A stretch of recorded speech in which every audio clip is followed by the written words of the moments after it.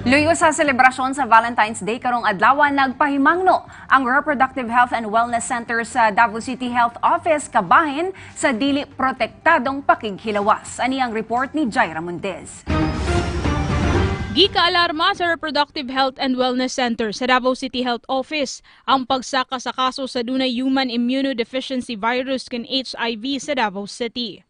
Sukad 1993 hangtod Setyembre 2023, nakadala ang Davao City og 4,726 ka mga kaso. Lagip na niini ang mga natambalan nga mga pasyente, namatay og mga outpatient nga nagdumili sa pagpatambal. Busa karong Valentine's Day, nagpahimangno ang RHWC sa Davao CHO kabahin sa dili protektadong pakighilawas o unprotected sex. Of course, it's always a day of love. It's love yourself first, no? And when you love yourself, that means that you have to protect yourself from any harm.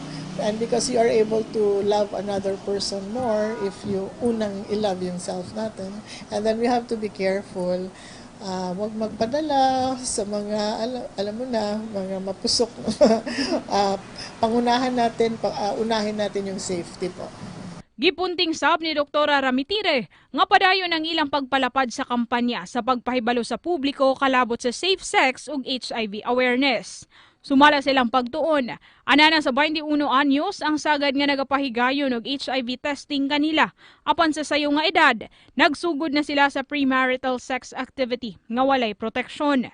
Gisuportahan sab gini sa pagtuon sa National Youth Commission gikan sa 2013 Young Adult Fertility and Sexuality Study kung asa usa gikan sa 3 ka kabataang Pilipino ang nakasulay na og premarital sex ug 78% kanila ang wala nagagamit og contraception isip proteksyon sa sayong pagkabuntis o ka sexually transmitted disease kun STD. Alarming siya, but at the same time, at least we are seeing it. Na nakikita natin, meaning to say, alam ng mga tao yung services, alam nilang pwedeng magpa-test, but hindi pa nila nababago yung mga behavior, which is mahirap talagang baguhin. No? So, older people, reproductive age group, pwedeng they have learned their lesson, but alam natin na population-wise, meron na namang mga bagong young people coming in na reproductive age group. Busa gihingusgan sab nila ang mga lakang aron mapakgang ang pagsaka sa kaso sa HIV sa Davao City. Sumala ni Peter Tobeo, nagahatag sila og mga klase sa contraception sama sa condoms ngadto sa mga buot mangayo kanila dungan ang pag-edukar kanila.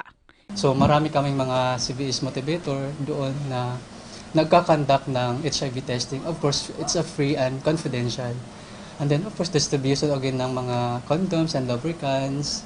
Then although well prepared naman din talaga yung communities namin para sa mga Inform sila. Yes, pa-inform talaga din. Kailangan talaga yung ma-inform ang barangays.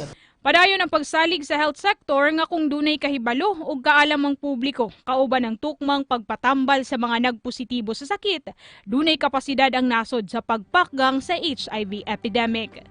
Jaira Mundez para sa